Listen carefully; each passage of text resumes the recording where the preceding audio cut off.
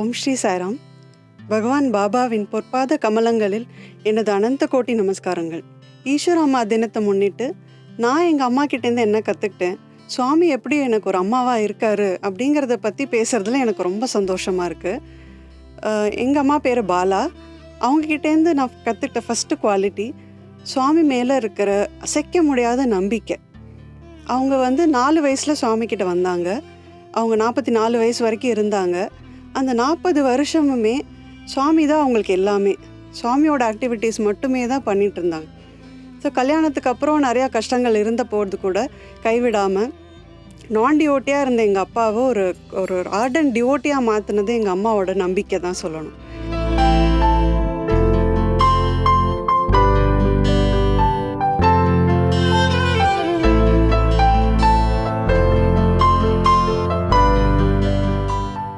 அவங்க எப்பயுமே சுவாமியோட ஆக்டிவிட்டீஸில் இருக்கிறதுனால எனக்கு ஞாபகம் இருந்த வரைக்கும் ஒரு தேர்ஸ்டேயுமே நாங்கள் பஜன்ஸ் மிஸ் பண்ணது கிடையாது.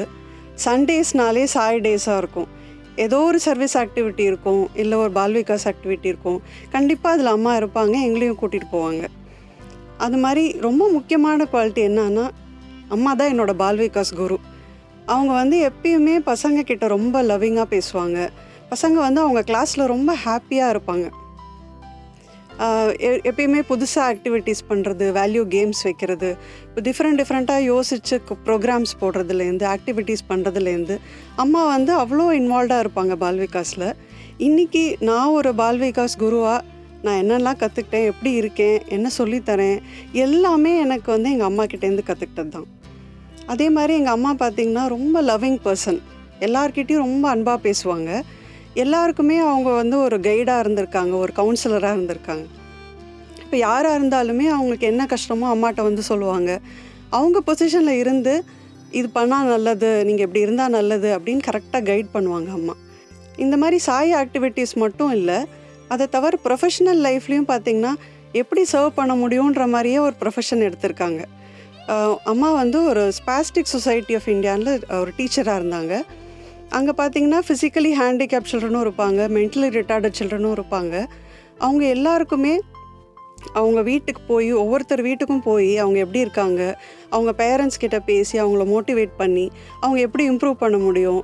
இப்போ அந்த மாதிரி குழந்தைங்களையும் வச்சு ஒரு கல்ச்சுரல் ப்ரோக்ராம் பண்ணுறது, எல்லாரையுமே ஸ்டேஜ் கூட்டிகிட்டு எதாவது செய்ய வைக்கிறது, இந்த மாதிரி அவங்களோட முன்னேற்றத்துக்காக நிறைய ஒர்க் பண்ணியிருக்காங்க அம்மா. இந்த மாதிரி இன்னும் நிறைய குவாலிட்டிஸ் இருக்குது. இப்போ சாமி எனக்கு அம்மாவாக எப்படி இருந்தாருன்னு பார்க்குறப்போ, அம்மா இறந்தப்பலேருந்து சுவாமி தான் எங்களை பார்த்துக்கிட்டே இருக்கார். இன்னுமே ரொம்ப க்ளோஸாக வச்சுருந்துருக்கார் எங்களை. அந்த ஃபோல்டை விட்டு நவர விடாமல் சுவாமி பார்த்துக்கிட்டாரு. நான் கல்யாணம் ஆகி போனதும் ஒரு சாய் ஃபேமிலி. அங்கேயும் என்னோடய மதர்-இன்-லா மூலமாக எனக்கு ஒரு மதர்லி கேர் கிடச்சிது, என்னோடய சிஸ்டர்கிட்டேருந்து. அந்த மாதிரி ஒவ்வொருத்தரும் ஒவ்வொரு நேரத்தில் எனக்கு எப்போ தேவையோ சுவாமி ஒருத்தர் அவங்க அம்மாவாக என்னை அனுப்பி விட்ருக்காரு ஒவ்வொரு இடத்துலையும். ஒரு இன்சிடென்ட் ஷேர் பண்ண நினைக்கிறேன். ஹஸ்பண்டோட ஒர்க்குக்காக நெதர்லாண்ட்ஸ் ஷிஃப்ட் ஆகிருந்தோம் நாங்கள். அங்கே தான் நான் கன்சீவ் ஆனேன். அப்புறம் எல்லா லேடிஸ்க்குமே ஒரு ப்ரெக்னெண்ட்டாக இருக்கிறப்போ அம்மா ஞாபகங்கள் இருக்கும். அதே மாதிரி தான் எனக்கும் இருந்தது. அப்போ பார்த்திங்கன்னா சுவாமி ஒரு டச் கப்புள் மூலமாக த்ரூ அவுட் மை ப்ரெக்னன்சி என்னை எப்படி பார்த்துக்கிட்டாருன்னா, எங்கள் அம்மா இருந்தால் கூட அப்படி பார்த்துருக்க முடியுமான்னு தெரியாது. அந்த மாதிரி ஒரு மதர்லி கேர் கிடச்சிது. ஸோ அந்த 2 பேருமே என்னை அவங்க ஓன் மகள் மாதிரி பார்த்துக்கிட்டு ஒவ்வொரு நிமிஷமும் நான் எப்படி ஹாப்பியாக வச்சுருக்கிறது, என்னை எப்படி கம்ஃபர்டபுளாக வச்சுருக்கிறது, ஒவ்வொரு வாட்டியும் என்னோடய செக்கப்புக்கு என்னை காரில் வீட்டிலேருந்து கூட்டிகிட்டு போகிறது, இந்த மாதிரி பெட் இருந்தால் கம்ஃபர்டபுளாக இருக்கும், இந்த சோஃபா இருந்தால் நல்லாயிருக்கும், அவங்க வீட்டில் இருந்த திங்ஸ்லாம் கொண்டு வச்சு அது மாதிரி ஒவ்வொரு நிமிஷமும் என்னை எப்படி ஹாப்பியாக வச்சுக்க முடியும் ட்ரை பண்ணிகிட்டே இருப்பாங்க. அதே மாதிரி கடைசியாக என்னோடய லேபர் பெயின் வந்ததுக்கப்புறமும் அவங்க என் கூட பக்கத்தில் இருக்க விடுவாங்க.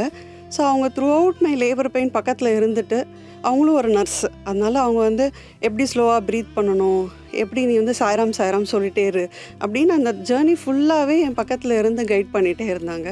என்னோடய பொண்ணு பிறந்ததுக்கப்புறமும் பார்த்திங்கன்னா அவங்க அவனோட ஓன் பேத்தி மாதிரி பார்த்துக்கிட்டாங்க.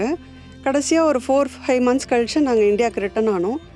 நாங்கள் கடைசியாக ஃப்ளைட் ஏறுற வரைக்குமே எங்கள் பக்கத்தில் இருந்தது அவங்க தான். இப்போ எங்கள் வீடை க்ளீன் பண்ணுறதுலேருந்து, என்னை பேக் பண்ணுறதுலேருந்து, நான் செக்கப் போகணுன்னா என் பொண்ணை பார்த்துக்கிறதுலேருந்து த்ரூ அவுட் தான் அவங்க சப்போர்ட் இருந்துச்சு. அவங்க 2 பேர் மட்டும் இல்லை, அந்த மாதிரி அந்த நெதர்லாண்டில் இருந்த எல்லா சைடு ஓட்டிஸும் ஒரு ஃபேமிலியாக இருந்தாங்க. இப்போ என்னோடய வளகாப்பு, என்னோடய பேர் வைக்கிற ஃபங்க்ஷன்லேருந்து சாய் ஃபேமிலி தான் எனக்கு வந்து அன்பு கொடுத்தாங்க. ஒவ்வொருத்தருமே என்னால் என்ன செய்ய முடியும்னு யோசிச்சு அவங்க விதத்தில் எனக்கு ஹெல்ப் பண்ணிகிட்டே இருந்தாங்க. ஸோ அவங்க கொடுத்த அன்பு வந்து என்னால் மறக்கவே முடியாது லைஃப் முழுக்க. சுவாமி தான் அவங்க மூலமாக அந்த அன்பை கொடுத்துருக்காருங்கிறது எனக்கு பரிபூர்ண நம்பிக்கை இருக்குது. இப்போ அதே மாதிரி நான் வந்து என் குழந்தைய வளர்க்குறப்ப நான் அம்மாக்கிட்டேருந்து கற்றுக்கிட்டது எப்படி ஹெல்ப்ஃபுல்லாக இருக்குது அப்படின்னு பார்க்குறப்போ, என்னோடய அம்மா வந்து எந்த ஆக்டிவிட்டியாக இருந்தாலும் என்னையும் கூட கூட்டிகிட்டு போயிடுவாங்க. இப்போ எந்த சர்வீஸ் பண்ணாலும் சரி, பால்விகாஸாக இருந்தாலும் சரி, எங்களையும் சேர்த்து இன்வால்வ் பண்ணிகிட்டே இருப்பாங்க. ஸோ அந்த மாதிரி இருக்க எங்களுக்கு ஒரு நல்ல எக்ஸ்பீரியன்ஸ் கிடச்சதுக்கப்புறம் எங்களால் அந்த ஃபோல்டை விட்டு வெளியிலேயே போக முடியாது. ஸோ அதே மாதிரி நானுமே ட்ரை பண்ணிகிட்டே இருக்கேன். என் குழந்தைய வளர்க்குறப்போ அவளை வந்து பஜன் கூட்டிகிட்டு போகிறது, எந்த ஆக்டிவிட்டினாலும் என் கூடவே கூட்டிகிட்டு போக ட்ரை பண்ணுவேன். ஒரு வாட்டி அவங்க அதை நல்லா எக்ஸ்பீரியன்ஸ் பண்ணிட்டாங்கனாலே அவங்க அந்த சுவாமி பாத்துலேருந்து வெளியே கண்டிப்பாக போக மாட்டாங்க.